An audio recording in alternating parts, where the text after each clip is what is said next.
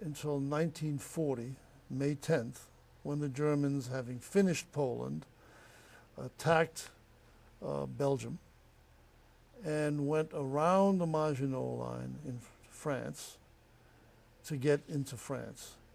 And the night that we were in an orphanage, and somehow or other my father, who had come back to Brussels because he had been intelligent enough to get a visa to Belgium, which was a neutral country, but it was a visa which was a temporary visa. It was not a permanent place to live. It was just a place he could come and visit, which was available to him.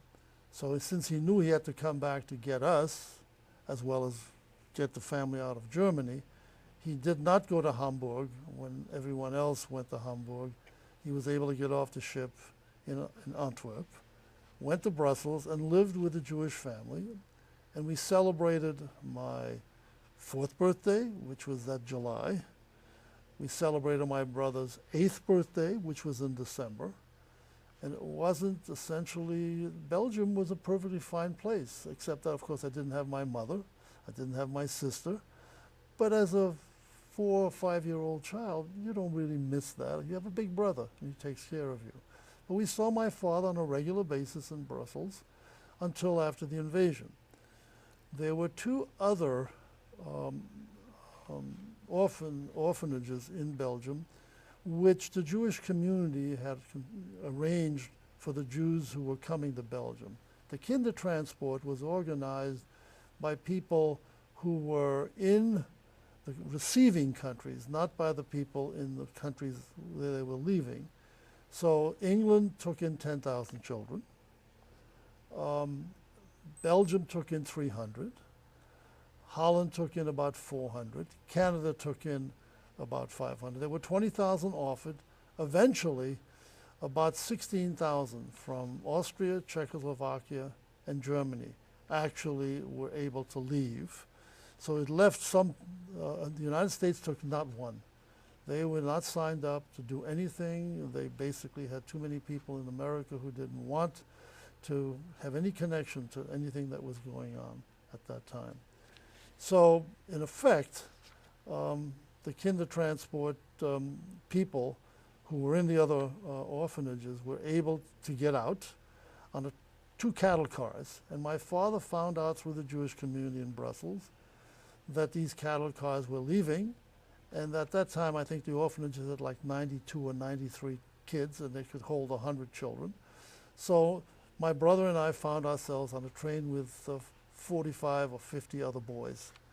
And I remember that trip because I thought there was a magic show going on. There was, it turned out they were bombing the train, but I saw flashes through the little corner hole in the cattle car, and I heard lots of noise.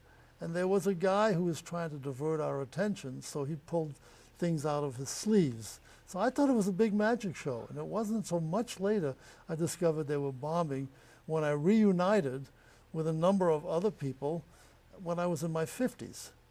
So I always thought this was a perfectly nice trip, so my recollections of that time are, Belgium was fine. Isn't that interesting? Now, during this time, where was the rest of your family?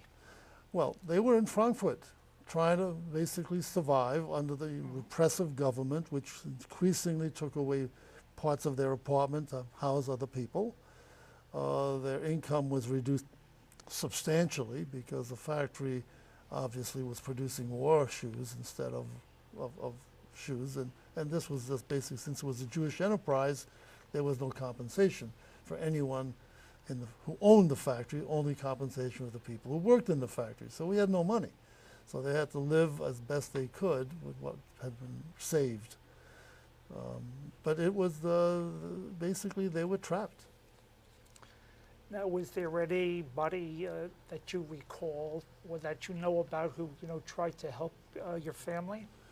I don't know at all. I was too young to even think about having a family. My brother was basically with me, and so because of that, I had I had a big brother to deal with all that. But no, I didn't have any particular concept of that. Okay. Now, what did you and your brother Gus do when Hitler invaded Belgium? Okay. When Hitler invaded Belgium, we got on this cattle car that, as I said, was gotten by the director of one of the orphanages, had a brother who worked for the Belgian railroad system. And he was able to attach our two cars to the last train that was able to leave safely before the Gestapo started rounding people up. So we took this train, took a couple of days, but with no food, no water, and one small pot for waste material. With 50 kids, this fills up pretty quickly, and you sort of have to, do something. And so it smelled pretty bad. I remember that very vividly, and I was very hungry. But when we got down to a place called Serres, we got off, and there had been an arrangement for us, the 100 children roughly, to be taken in by at a chateau which had been paid for by the community in Brussels. But the person who had accepted the money had not signed the lease and had run off with the money. A lot of that went on in those days. So we wound up in the stable of that facility for a year. So that was not too pleasant. Again, there wasn't much food, but it was in the unoccupied section of France called Vichy. Vichy was allowed to survive as a collaborative country because they were willing to collect the Jews, put them in camps, and meet the requirements of the German occupational forces, which were in most of the upper part of France. Certainly they were involved in Paris, they were involved in all the big cities. There was Bordeaux, Lyon, Marseille, all the big cities in southern France were taken by the Gestapo and the German occupiers. But the part of France we were in, which was near Toulouse, was not.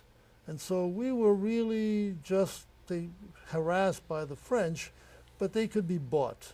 And so I think the communities were able to survive.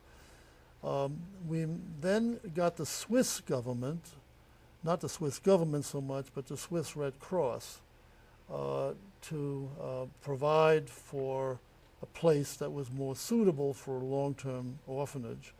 And so the older boys and some of the girls went over to this place, which is called Château de la Île, and it was in Planterel, which was even further in the country, about 84 kilometers from the nearest city.